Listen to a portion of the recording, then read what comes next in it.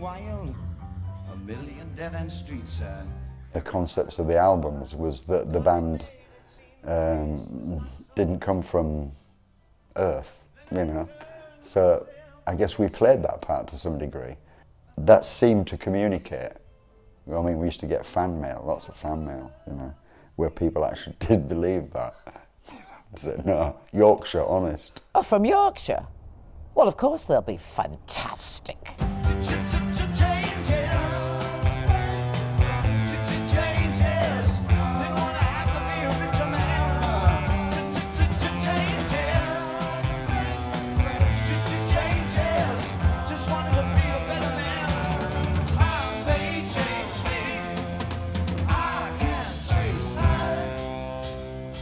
I know loads of people who would love to have done what I did. You know, it was the most exciting thing I've ever done. I watch the ripples change the size, but never leave the stream of warm and permanent sand. We will never see his like again. He is the most influential artist of all time, and his music will still be listened to, along with the Beatles. His people will still be listening to Bowie's music in 200 years' time, I'm quite convinced of it. David Bowie is one of the most amazing rock-era performers we have ever seen and will ever see, because he was one of the very few artists, and is one of the very few artists, who understands the value of change and always understands the value of doing things to the maximum. So he'll always do things with the greatest effort possible, with the greatest talents possible. And there aren't many artists you can say that about. He seems to have an ability to bring out the best in other people, because that brings out the best in him.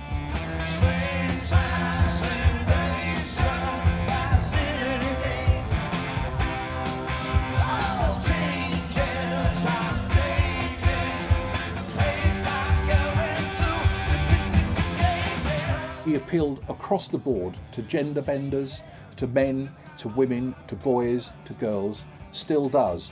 And I think it's very difficult to say exactly that was the reason for his success. There are so many reasons. I think he's a very complex guy, and I think his complexity is the key to his success.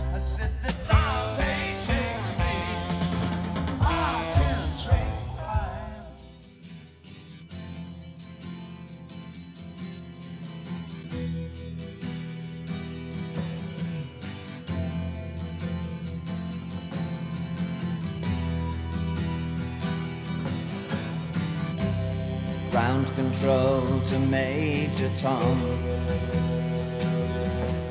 Space Oddity is one of those anomalies. Why was it a success? I think even to this day people throw their hands up and say, we're not quite sure.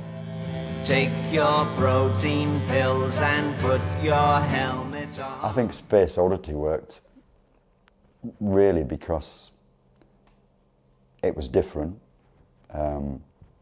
It was David's first step really into the space strangeness. Interestingly, with Space Oddity, Bowie's producer, Tony Visconti, wanted nothing whatsoever to do with the song because he thought it was a bit of a cheap cash-in on the recent Apollo moon landings. So in stepped Gus Dudgeon, Elton John's producer, who gave Bowie his first hit.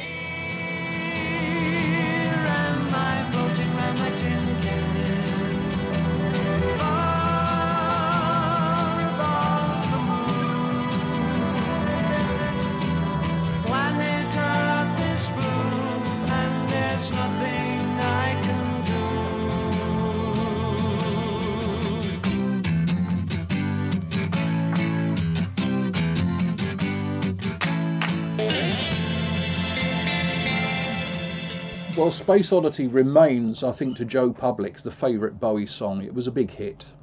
It was written at a crucial time, at the height of the space race. And more importantly, I think David, like a lot of us, was deeply affected by the movie 2001 A Space Odyssey, from which he took the title, Space Oddity. And in fact, the lyric is a story that actually draws the listener in. I think when you listen to that track, you don't realise how much you're being drawn in and become sympathetic to the plight of the spaceman. It's beautifully balanced and beautifully put together. And of course now, and we're talking 35 years on, it still stands up as an all-time great piece of music. It doesn't sound at all dated. How do you improve upon it?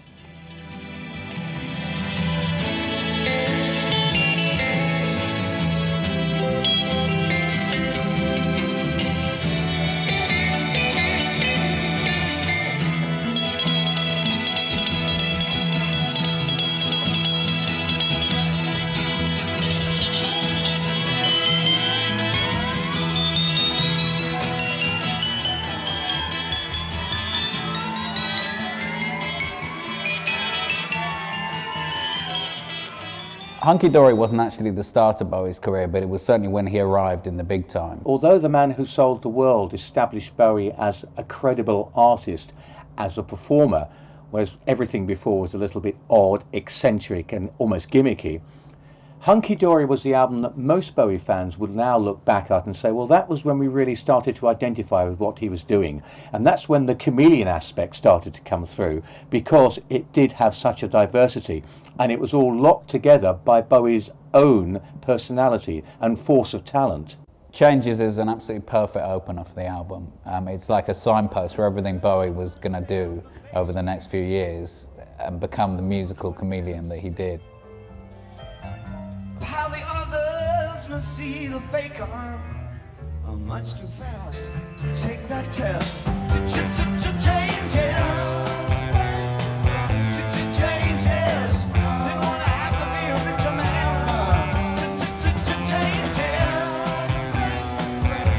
Changes. Just wanted to be a better man. Time they changed me. I can't trace time.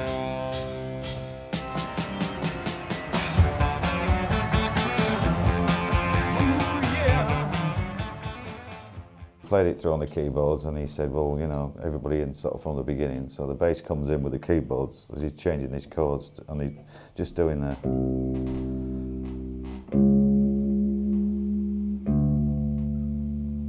and then we go into the riff.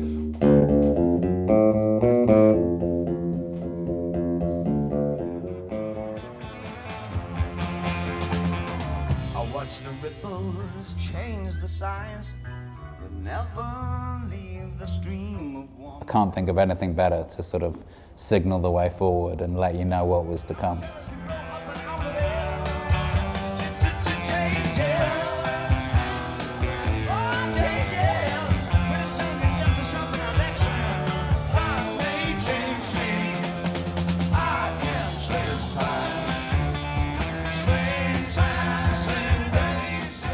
Changes was a very interesting song to open up the album. I think Bowie was making a lyrical statement. Changes. There's going to be changes in his life. There's going to be changes in the way he works. It was Bowie's background as a mime artist and as an actor, having been trained in that quite a lot and picked up a lot of influences, as well as a musician, that basically told him, I'm going to open the album with something that's going to surprise everybody. It also introduced the public to the wonderful string arrangements that Mick Ronson was capable of doing, those spiralling, cascading string riffs that became a trademark of Ronson's later on, and this was the first time we'd really heard them. So yeah, I think it was as much a statement of anything. Changes. It was a great album opener.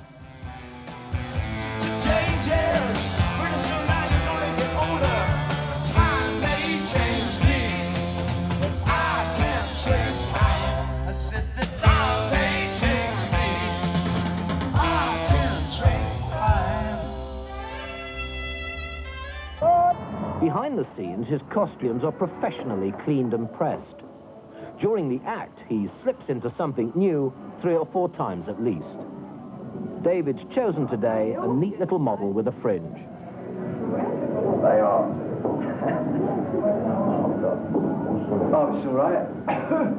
Later, he selects a satin psychedelic leotard, and then he's off to the bedlam once more. The image of the band and of this earth, while you're up there, I guess as an actor to some degree, you believed in the concept of the album or albums, and that seemed to communicate. The thing about it is that the first show or the second show was just so boring. And it really was just as boring as it could be. And the songs were great. So after the show, I said to them, I said, you know, guys, I said, I think it would be totally cool, you know, it really would be cool if we tried to get a little more theatrical. I mean, you know David, I mean, you worked with Lindsay Camp, you danced with Hermione, you have a good theatrical.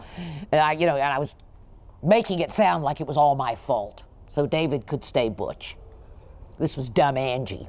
Dumb Angie wants the show to look nice. They've got to get all dressed up and have lights, because Dumb Angie is bored with a bunch of musicians, right? Works, good cop, bad cop.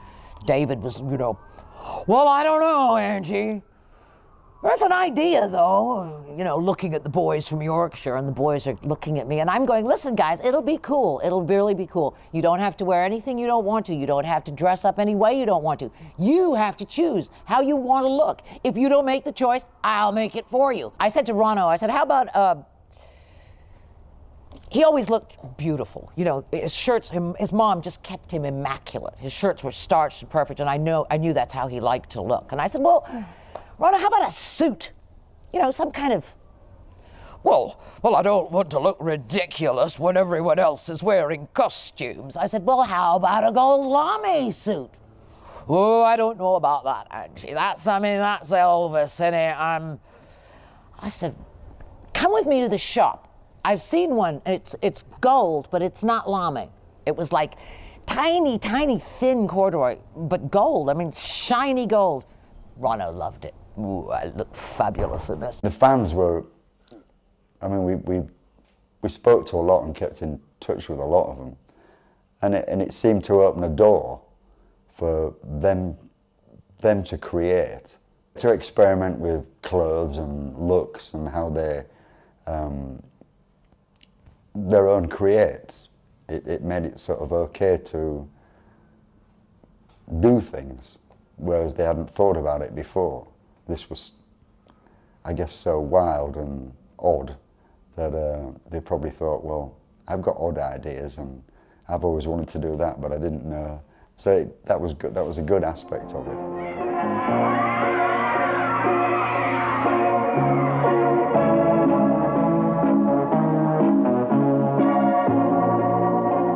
Years ago, when the Beatles and Stones created scenes like this, the young saw them as rebels in an adult world.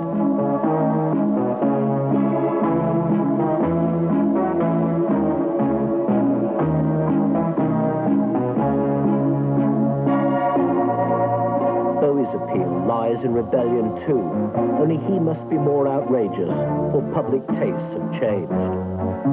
When he dresses up and plasters his face, the kids of today see it as his way of flaunting convention, and they respect him for it. It's worth wondering, though, what the beat age will spawn next, when someone like David Bowie isn't even freakish enough to shock us anymore.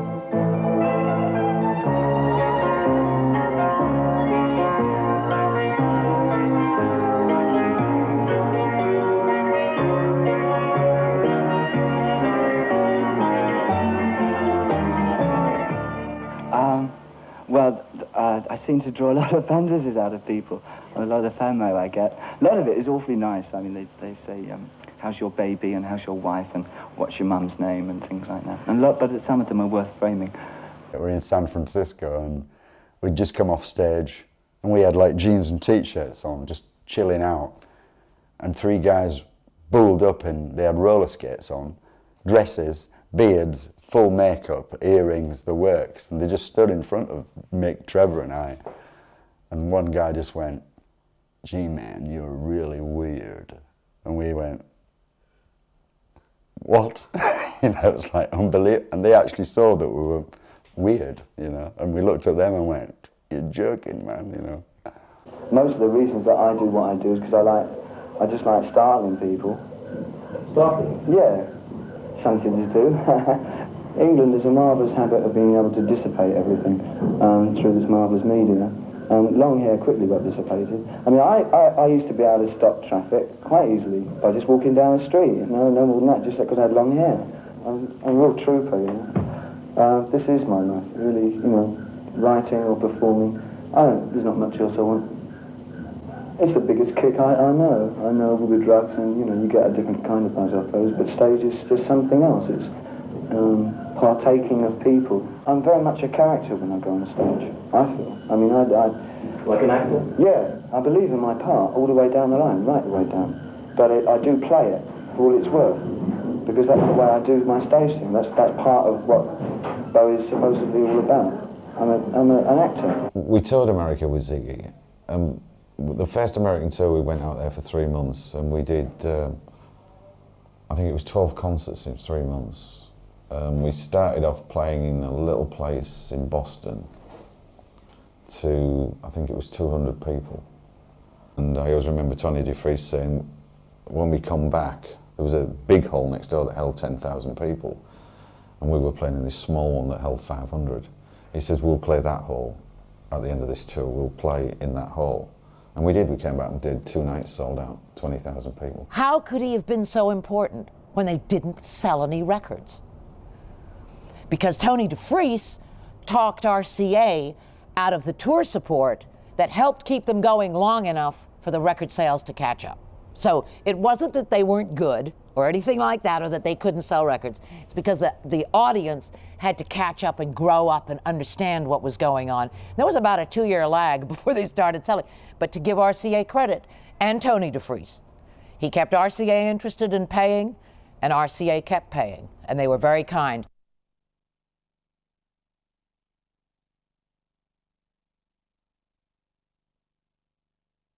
I was the person who was able to get the Pennebaker film funded by turning around and going to the research department of RCA at Select Division and asking them for the money, because we'd gone up there to play for the factory workers, to be cool. And I thought of that too, because I'm not an idiot, I'm a marketer. So they owed us one, and they were so kind. They turned around and went, sure, we'll pay for the Pennebaker film. So when Tony DeFries couldn't get another dime out of RCA, I was able to get the money for the Pennebaker film to be made.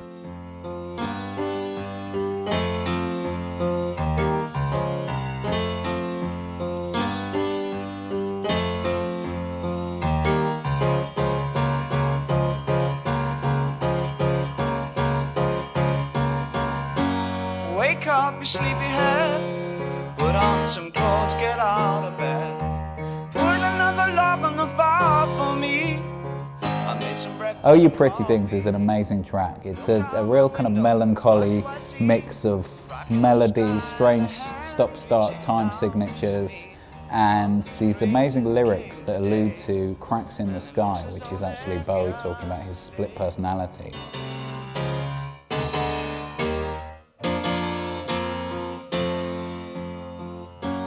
What are we coming to? No room for me, no fun for you. An interesting song, very, very commercial. Shows how Bowie was capable of making some quite intricate chord changes, and you weren't always aware of them. It starts going from F to G, and then sneakily works its way up to the verse, which is in F sharp, which is an unusual key. Oh You Pretty Things is one of those songs that you look back at now and you realise, of course, it was very ambivalent, very bisexual, even homosexual in the way that it worked. And the era it came out in, of course, people were opening up their whole horizon to accepting anything. Sexual experimentation was regarded as part of the era. People talk about the permissiveness of the 60s, but it was a very straight-laced permissiveness to some extent, at least as far as the public was concerned. Yeah, no, and I don't think England was shocked. It was just everyone was shocked because no one was talking about it. So you would go to the Sombrero where, you know, it wasn't even a gay club, but there were lots of gay people there. You go across the street to the Gates. There was plenty of all of this excitement going on, you know, in our cities where it was a little hipper, but no one talked about it. I think from the drums it was just a simple beat that that didn't really let up, even though it was a commercial type song. It was this, and there was I remember there's an odd little fill on the hi-hat and snare, where it's like dum-bat, bat, dum-bat, bat, bum-bat, bat, dum-dum-bat, dum-bat, bat, which I hadn't heard before, but it just seemed to really lift it at the right point. Oh, you pretty things. Don't you know you're driving your mamas and papas insane? Let me say it again, you gotta make way for the Homo superior.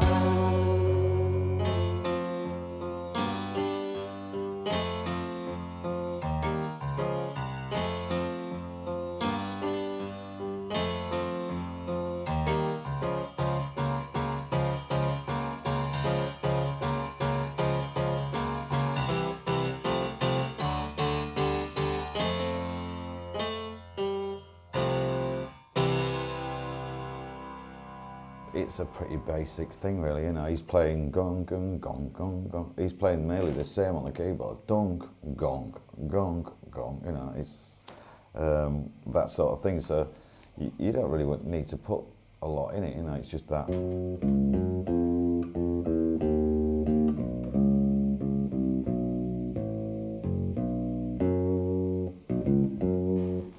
And that's all there is in that song. Split personality, schizophrenia, mental illness is a theme Bowie revisits again and again throughout his career. He's had various brushes with mental illness in his family over the years. So it's something that really has affected him and has really affected his work and his lyrics as well. It's a god-awful small affair to the girl with the mousy hair, but her mummy is yelling no. Life on Mars was a definitely one of the best tracks he's ever done. To be seen. Now she walks through her sunken dream to the seat with the Life on Mars is one of the all-time great songs. Not just an all-time great Bowie song, but an all-time great song, full stop. The song starts quite simply, almost like an Elton John song in F, with just quite an easy, it lulls the listener into it, and then all of a sudden you get this powerful chromatic run on the cellos, the guitar, and the bottom end of the piano from an E flat to an E natural up to an F, and then it develops into that wonderful chorus in B flat. Which features the fantastic cascading strings that Mick Ronson was capable of writing. 10 times or more, she could spit in the eyes of fools if they ask her to focus on sailors fighting in the dance hall. Oh man, look at those cavemen go. It's the freakiest show. Take a look at the long man beating up the wrong guy. Oh man, wonder if you'll ever know who's in the best-selling show. Is there life on Mars?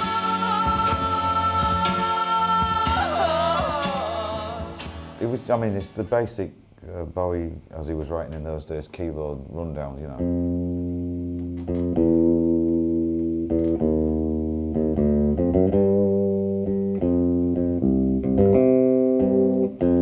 He wrote a lot of songs with the bass lines running down, and then you go down, then you get the, which a string part comes in there, which is what the strings play, which is what I played, and they added the strings in over the top later on to play that. I think listening to it, you're thinking, imagination-wise, it puts you into another world altogether, and the perfect fusion of classical and rock just works. It's a product of the band again, you know. I mean, it was a basic song that was played to us, and I added the bass lines, and then Ronson wrote the string parts, and he used some of the bass lines to go with the string parts. And then Rick came along and did all the keyboards over the top and stuff. So it was, to make the song sound like that, it was a band thing, definitely.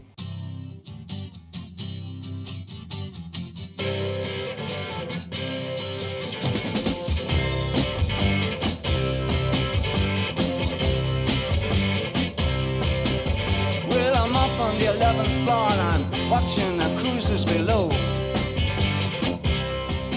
Queen Bitch is one of Bowie's most exciting, exhilarating, sexy songs. He notes on the album, "Some VU white light returned with thanks." This is a tribute to the Velvet Underground, and it is the most exciting couple of minutes. It's just exhilarating. Can't see her letting him go. Walk out of her heart, walk out of her mind. No, she's so swissy in her satin and tie, in her frock coat and bibbidi-bobbidi hat. Oh, but I could do better than that. That song actually was given to the band by Bowie about 6 months before I ever met Bowie. He sent a song out because Mick had rung him up and said, well, because the band was doing an album for Polydor and we needed a single, and Bowie sent that song down, and we actually learnt that song 6 months before we ever played it on Hunky Dory, and we used to have it in the set. It just works. It's the punky, riffy guitar, and I think that in the middle of a lot of the complicated stuff that Bowie had done, with the complicated keyboards and interesting, strange discords, this works so well because it is a punky, basic guitar song. The atmosphere we were going for was like an English musical Velvet Underground approach. It wasn't sort of all hell let loose. It was a streamlined approach to it, but we still wanted to get that same atmosphere that you were in New York City and part of the happening scene and the whole thing, and I think we did.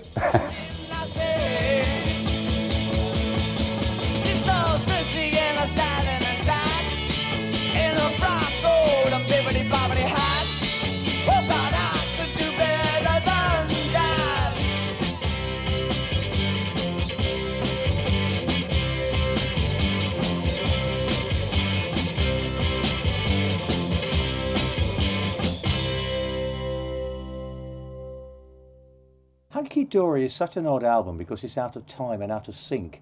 If you actually look at the early Bowie albums, by the time he got to The Man Who Sold the World, he'd really gone into his stride with a heavy sound.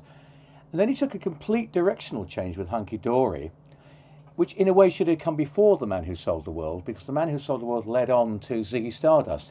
Hunky Dory has such a diversity of style. It's got the musical element in there, it's got the acoustic element in there, as well as the heavy stuff. Well, I'd done Man Who Sold the World album before that with Mick and Tony Visconti on bass.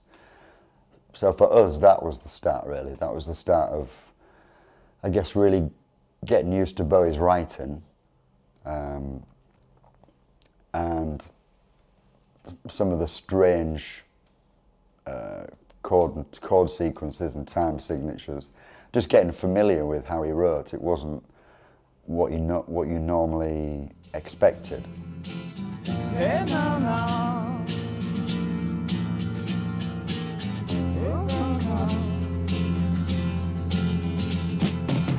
Didn't know what time it was and the lights were low.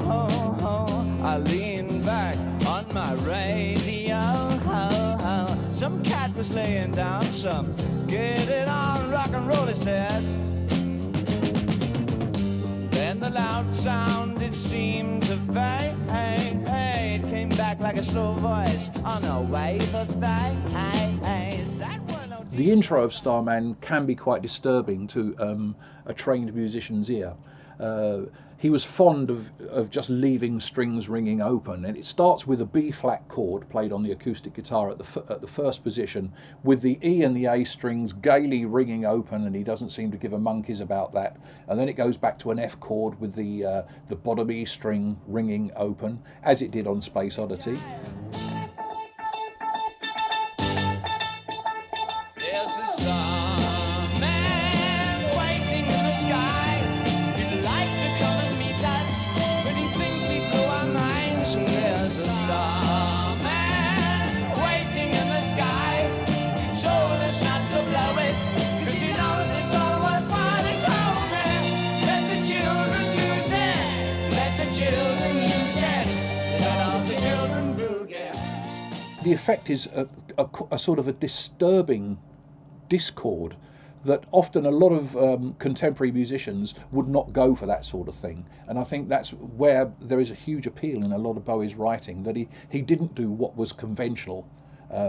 It certainly is an unconventional intro, so that when it actually goes into the song, which is very, very normal in actual fact, and you think of the chorus is almost twee.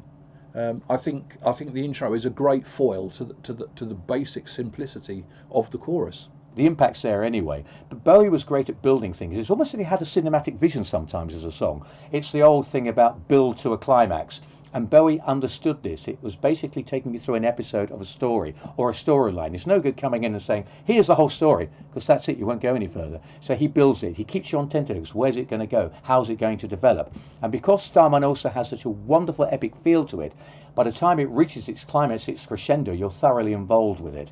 And it's wonderfully clever the way that he could do something like that. And if you think about the other bands at the time, he was doing something similar maybe to a Led Zeppelin on the one hand and the Velvet Underground on the other, but he was telling a story through music, through notes, and he understood how you tell a story.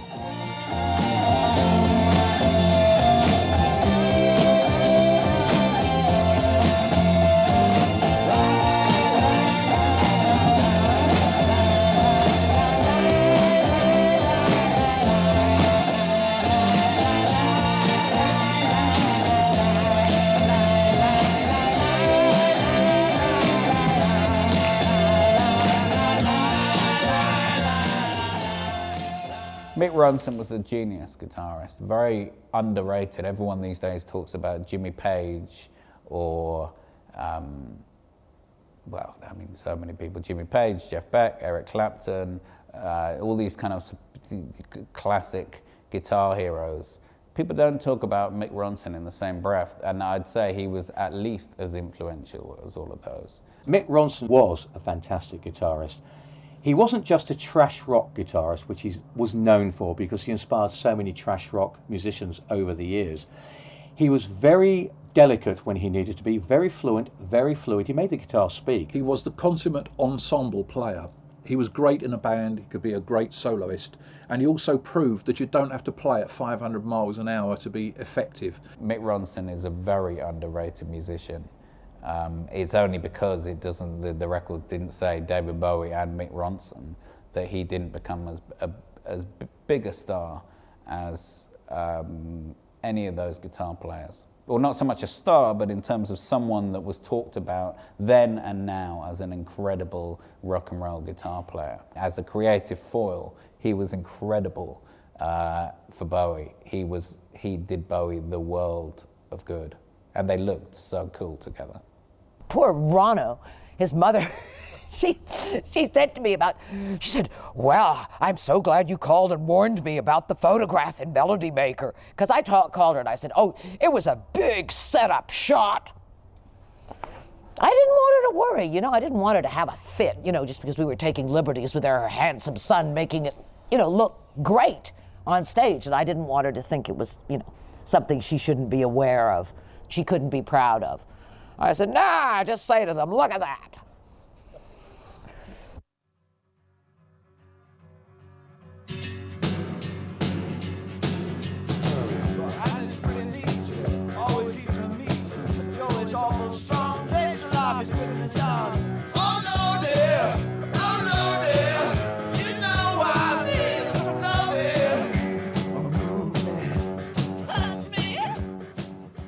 I think John I'm Only Dancing was recorded while we were in the middle of an American tour.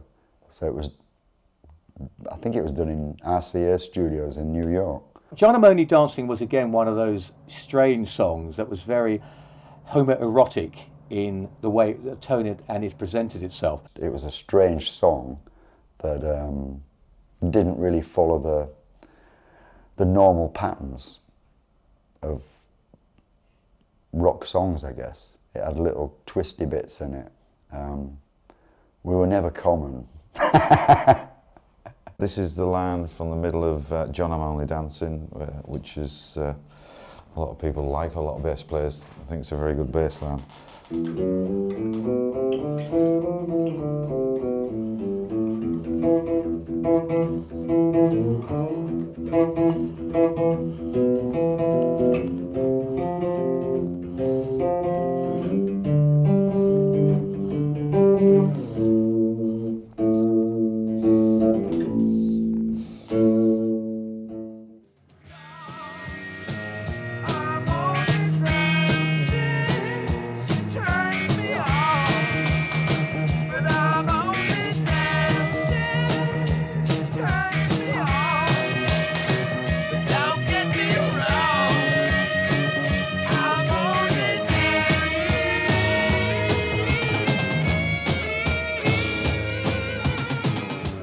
was the first time I think I'd ever overdubbed drums.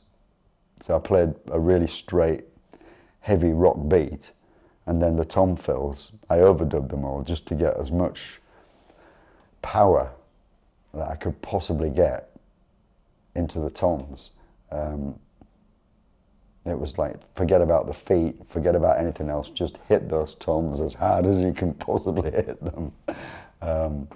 And it worked. The screaming guitar in the chorus obviously is very, very characteristic, and the great guitar part at the end with the Pete Townsend trick with the on-off switch on the guitar is absolutely great.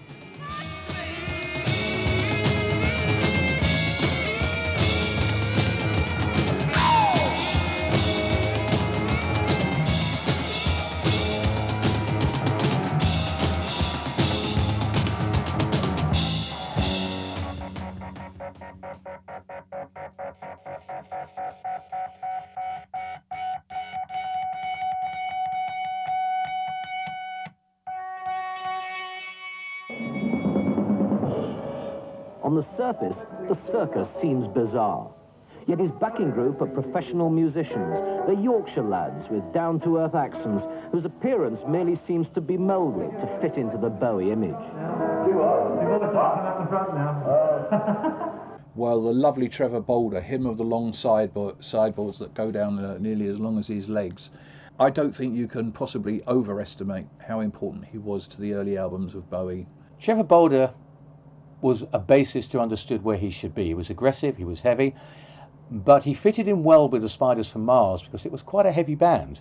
And Trevor's always had this ability to slide into situations and enhance music without overdoing it. He's not elaborate, although I'm sure he's more than capable of being elaborate. A great riff player. The playing on the song Ziggy Stardust is absolutely fantastic. He had character and humour. He was a melodic bass player, and I would place him equally alongside Andy Fraser as the two great British melodic rock bass players of all time. He was a very firm, very sharp, very focused bassist who locked the sound down, and when necessary could go with the flights of fantasy and fancy. And of course he also played trumpet, which didn't do him any harm at all with Bowie. Woody, like Trevor, is one of the great underrated British rock musicians. A great drummer who could cope quite easily with all the intricate time signature and tempo changes that strongly featured in all of Bowie's material. Woody Woodmansey is one of the greatest drummers of all time. I've never understood why he's never got the credit, but that may well be because he was with Bowie in the Spiders from Mars and he was seen as a sideman. He deserves more credit than he gets, and I've always felt it's a little unfair that people don't realise his dexterity, his power, his drive actually played such an important part in the whole Spiders from Mars sound. You'd listen to him and you would think, well, this is not a jazz player along the lines of a Bill Bruford or something, yet he was quite capable of handling any of that style of music. And he made some great performances. 5 years was a fantastic accomplishment for him. Life on Mars, again, was absolutely great. He could be absolutely rock solid, and he would swing like the best of them.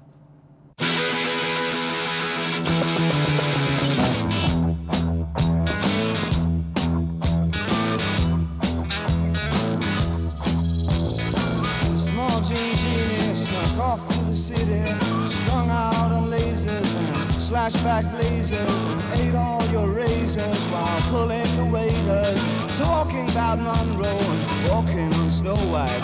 New York's a go-go and everything tastes like. Gene Genie was, the song was David wrote on the back of a Greyhound bus on the way to Memphis, Tennessee from New York.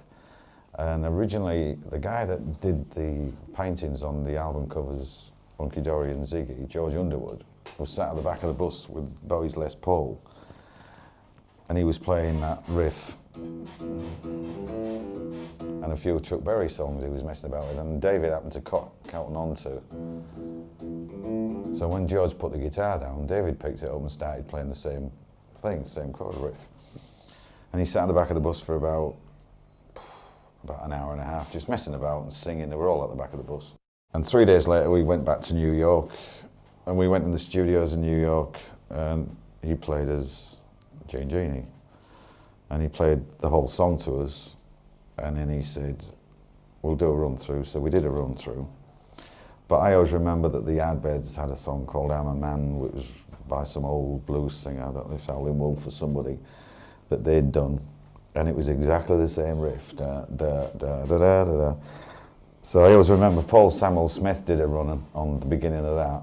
And it went da da da da da da da da da. So I thought, well, what I'll do is I'll elaborate on that and I'll nick it off him. So I stole it in a way, and instead of doing the single rundown, I did.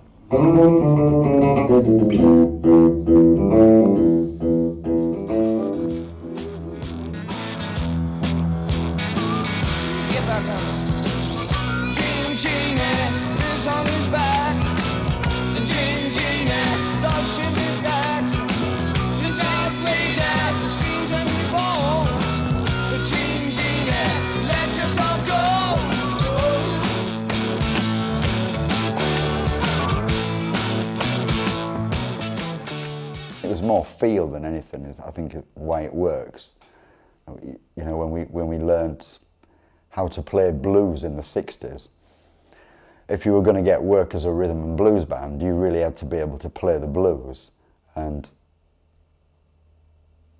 you had to feel it. You had to really like believe in the blues to pull it off. It was, I mean, it was a good song. We all knew it was a good song. I mean, we had a quick run through of it, and we all knew it was like I'm a Man by the Yardbirds. We'd all played that before many times as kids. And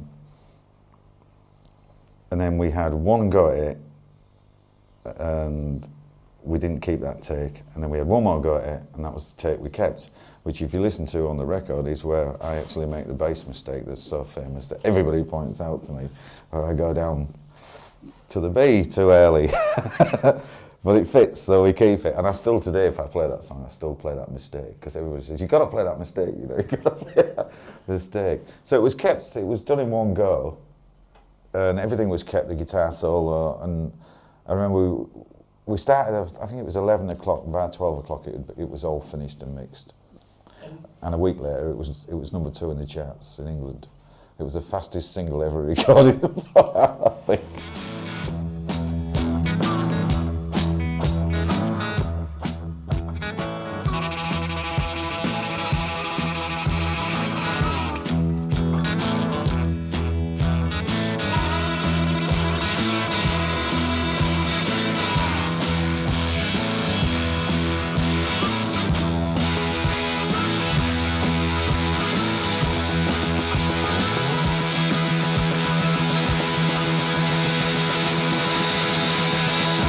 We understood that music, but David's lyrics and vocal approach to it was completely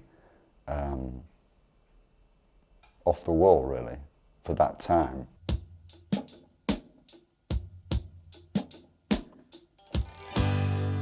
Pushing through the market square, so many mothers crying. News had just come over. We had 5 years. 5 Years was a song that I kind of requested that they write. I knew we needed something rousing, a big anthem at the end. The audience looked like they wanted to come, you know, and there was no way to do it. I thought if they could just sing a chorus or something. So when they wrote 5 Years, I felt that they'd actually got a show now that was musically an entity. Musically, it's a very interesting track. Because the track fades in, it leaves the listener thinking that it's an awkward time signature, but it actually isn't. It's a straight 6/8, but just at the point that the track fades in, you're caught on the wrong foot, so you tend to think that maybe it's a more complicated time signature than it really is. 5 Years starts with a drum intro, and that was really just setting the mood for the piece, really, getting that hopelessness into a drum beat that was interesting at the same time as everything's hopeless and we're all going to die, I guess. Sounds very deep, what you can actually do with a drum kit, but you can do it. I had to cram so many things to get everything and then so many people. All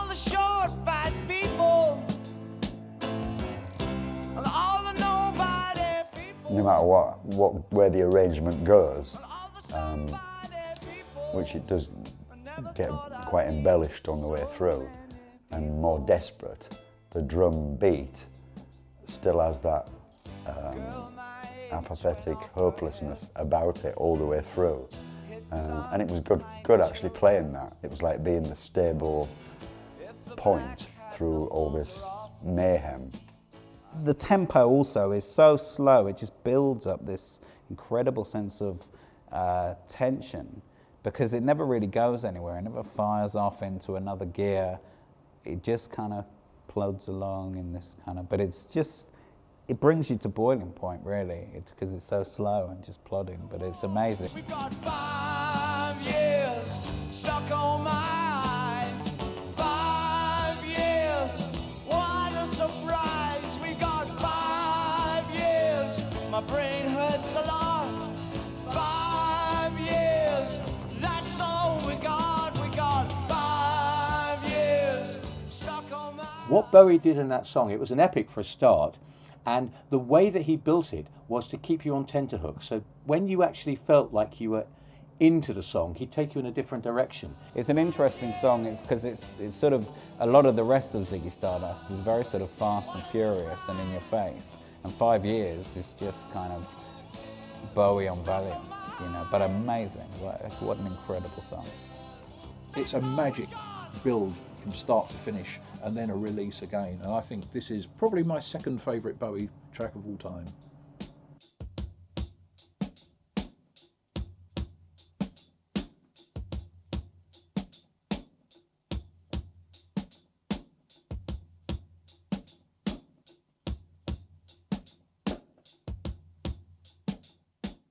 The music industry had gone through the blues stage, you know, the Beatles, the Stones, and it went into this blues stage with bands like Cream and that coming through, and the rock, and you've got the Deep Purple, and you've got all that, which was okay for the heavier people, but for the younger kids and that, there really wasn't anything except poppy records. There wasn't anything you could like. There was no hero, superhero for them. You know what I mean? There hadn't been any for a while, and when Bowie came along with Ziggy, he was a superhero, really. They latched onto that superhero. They came to see Ziggy Stardust, not David Bowie. That's what they came to see. And that was their hero, you know, and that's how it works. It's a cartoon character.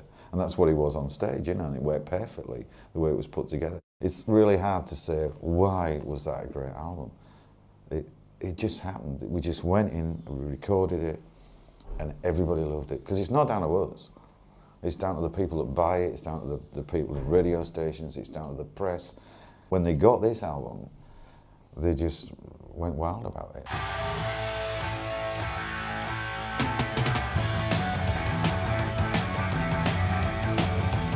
People couldn't sit down, basically. You knew when that was on, they would be up on the feet, just on the rhythm of it and the whole atmosphere of it.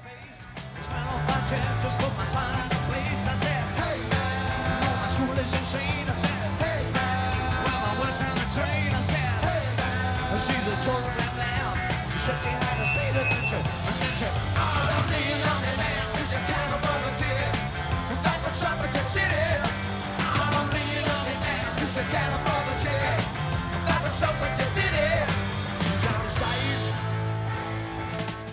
Suffragette City, what a great simple track. It's like the best of the Stones and T-Rex all rolled into one.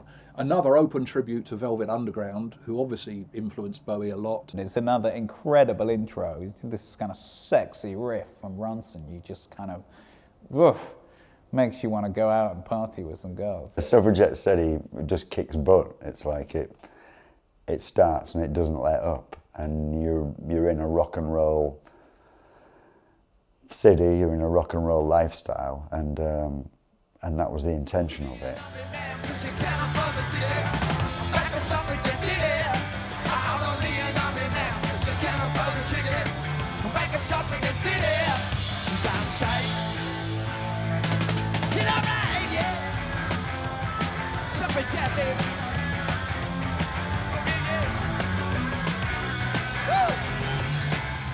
The drumming on Suffragette City is very simple, but it was finding a groove that was like streamlined, that wasn't your normal rock and roll beat.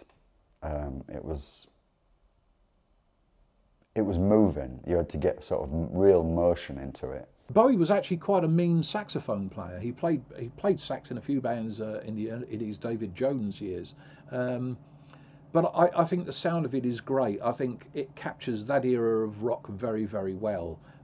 It owes a lot to the Stones, in my humble opinion, but it just works. It's simplicity, and the best things, the best rock things ever are the most simple. Wham, bam, thank you, ma'am. Somebody gets in here. Whoa, when somebody gets in here, she's so fine. Oh, now I wish you were mine. Well,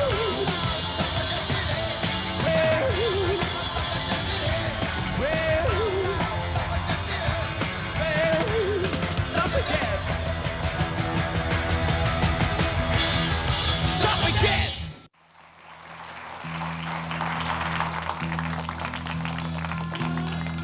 Let me put my arms around your head. Gee, it's hot. Let's go to bed.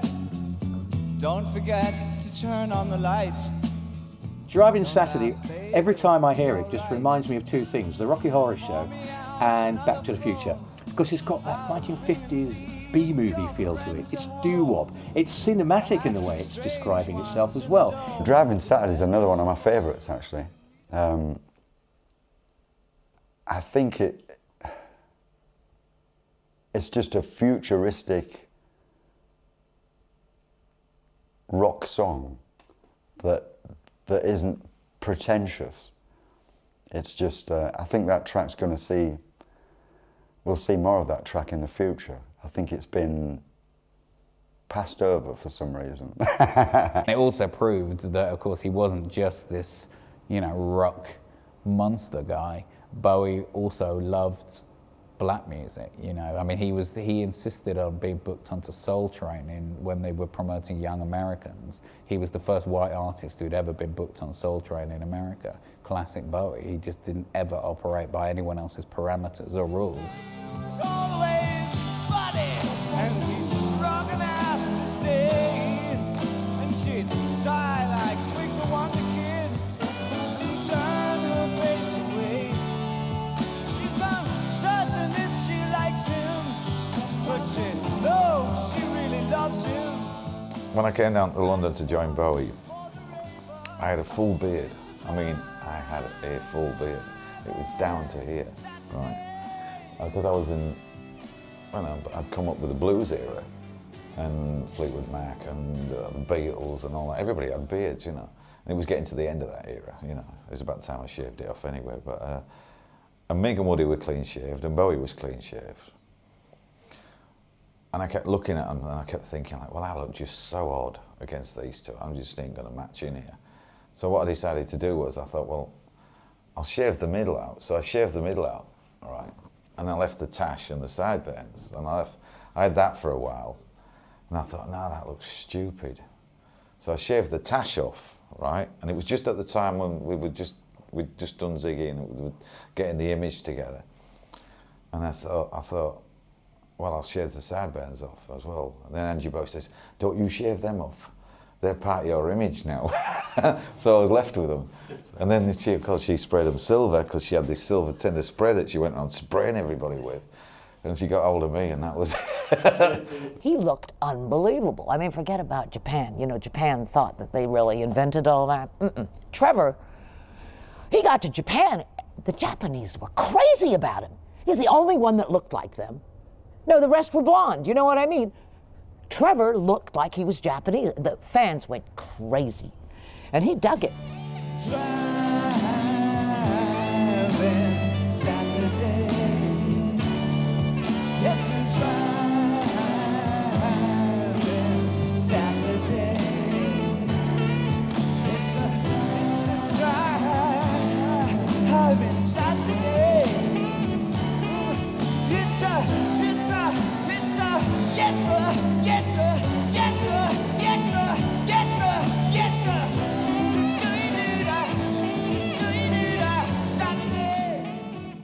Pin-Ups was an interesting album. These days, covers are de rigueur. Everyone does it. They do covers albums, covers EPs. They do covers all the time. Back in the mid-70s, it was almost unheard of. I mean, it's a good album, but what is it? It's an album of cover songs.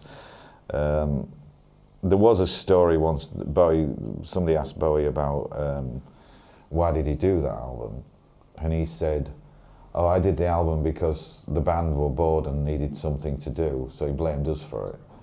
When actually, I always remember going around to a hotel in London, and he was playing me all the songs that he was going to do on the album, and I knew nothing about it.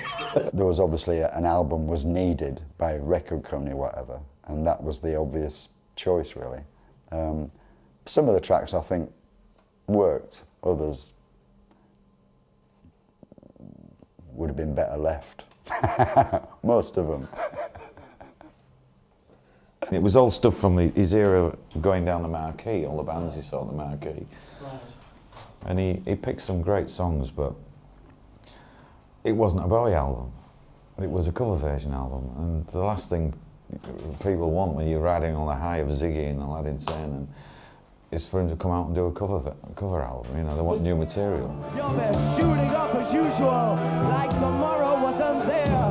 Beware the savage shore of 1984. See, come to remember me.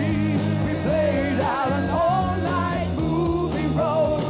You said it would last, but I guess we enrolled in 1984.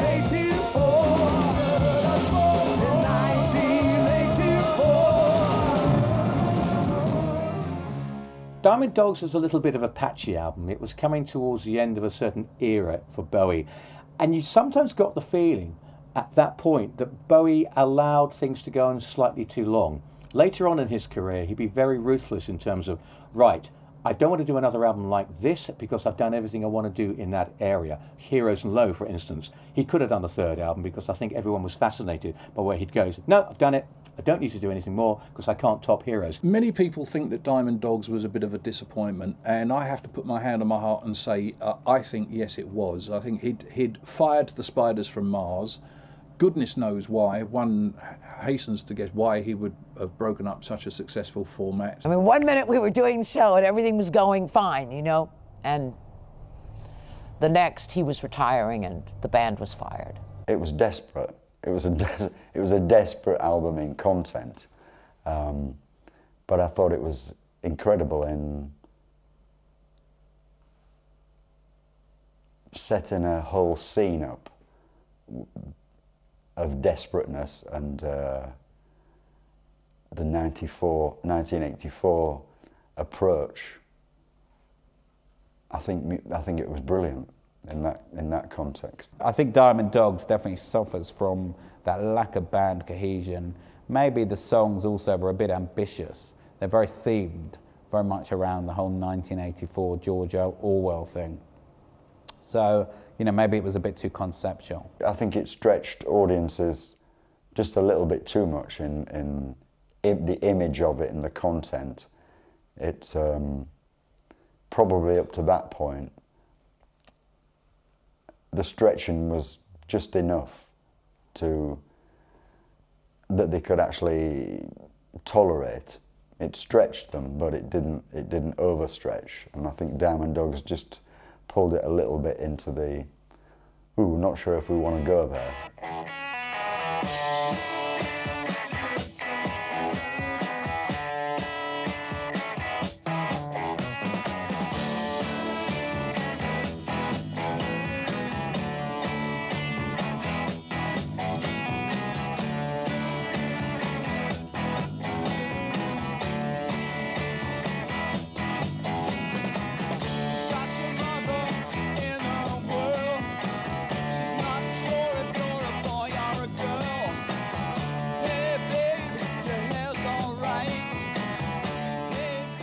Some people have accused him of kind of rewriting the Gene Genie with Rebel Rebel, which I just think is very harsh.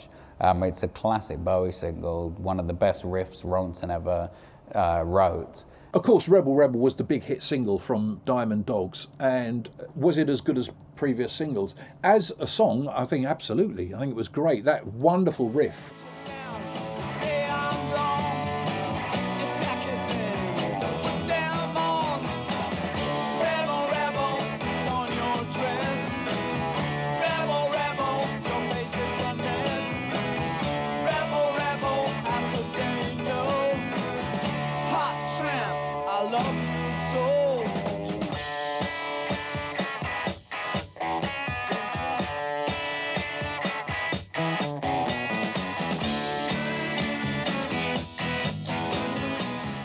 Now the Trevor or I played on that one, but most people assume we did because it seems to have that same approach. I think that's probably the only other track without us that sounds like us.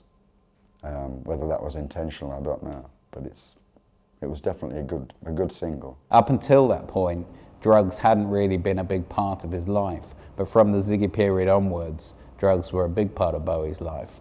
And you can kind of hear this as if you actually listen to the songs on a deeper level, you can hear he's certainly got, how should we put it, the doors of perception have been opened within his mind. The drugs were what caused him to be unbearable to work with. He wasn't god-awful when I met him.